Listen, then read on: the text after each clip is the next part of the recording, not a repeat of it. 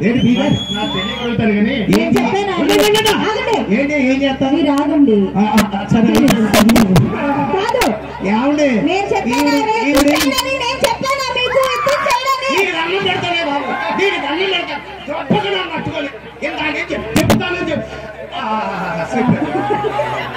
ఎక్కడా ఎవరు చెప్పలేదు. మీరు వెనక్కి తిరిగినా ముందుకు తిరిగినా పక్కకు తిరిగినా చేసేది యాంకరింగ్. మీరు యాంకరింగ్ చేయకుండా ఇక్కడ వంటలు చేయడానికి వచ్చామనుకుంటున్నారా? మీరు అదే సరిగ్గా చేయరు, ఇంకేం చేస్తారు? ఇటు వంటలు కూడా రావా? రావు. మీకు కూడా తెలుసా? చెప్పండి. మీరు ఆ రోజుల్లో ఏ రోజుల్లో 3 మంచాలు దింపండి నేను పడుకోబట్టి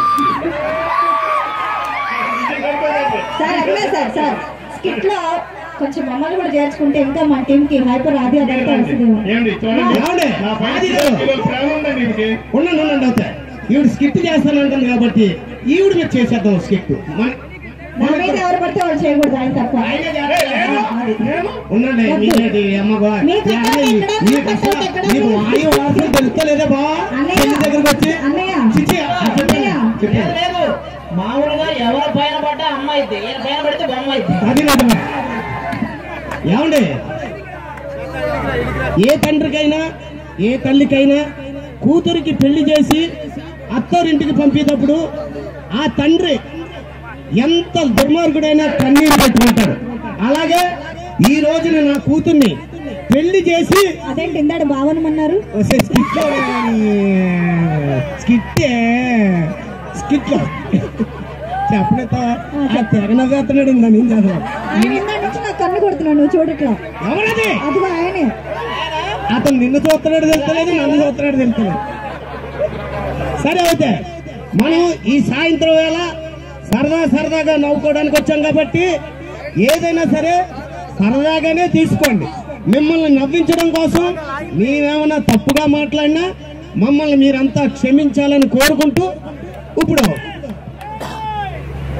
ఏంటి వెళ్ళిపోమ్మనా ఏమంటే జై అంటున్నాడు ఏంటి వెళ్ళిపోమ్మని ఏమన్నా నువ్వు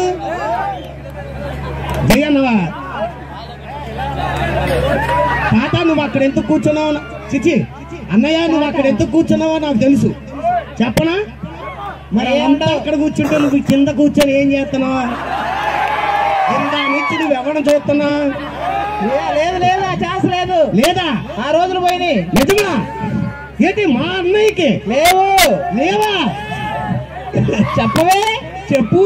నాన్నగారు నన్ను ఇన్వాల్వ్ చేయొద్దు. సరే మరి అప్పగింతలప్పుడు అమ్మ 25 సంవత్సరాలు కంటికి రెప్పగా ఎన్న పూస నెయ్యి వేసి పెంచి పెద్ద చేసి ఈ రోజు అమ్మా మాంగారితో మాట పడకు, అత్తగారి మాట ఇను, పుట్టింట్లో మంచి పేరు తీసుకురా అమ్మా అత్తారికి. అల్లుడు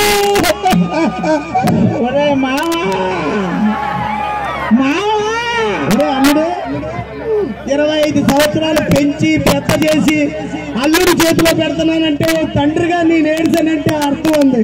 నువ్వెత్తిగాడుతున్నావు అల్లుడు. 20 సంవత్సరాలు పోషించిన నువ్వే అంత ఏడిస్తే 80 సంవత్సరాలు పోషించాల్సిన నేనంటే అల్లుడు. ఏం పెంచేది దీన్ని? నెయ్యి ఎన్న పూస వేసి కొంచెం పేడేసి పెంచాల్సిందిరా బాగా. అల్లుడు నెయ్యి ఎన్న పూస వేస్తేనే మీరు నా కోసం వచ్చారండి, పేడేస్తే ఇంకా ఎక్కడుండేవాళ్ళు? అల్లుడు ఏదైనా పేరు అల్లుడు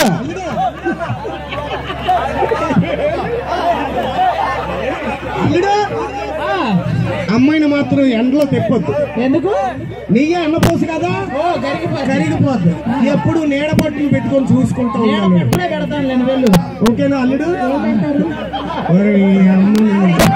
నువ్వు మామూలు అని చిచ్చి నువ్వు నాకే పుట్టావు, నాకు అనుమానంగా ఉంది.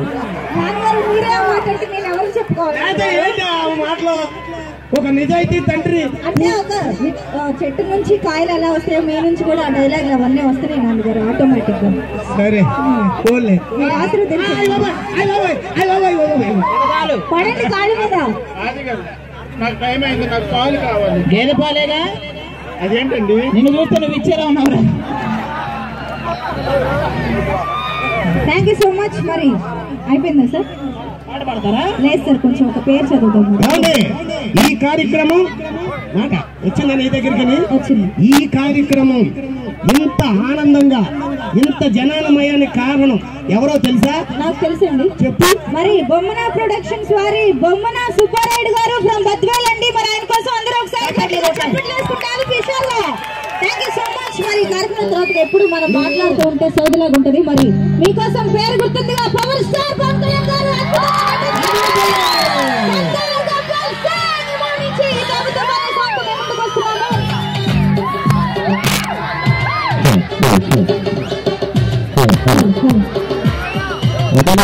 చెప్పట్లు.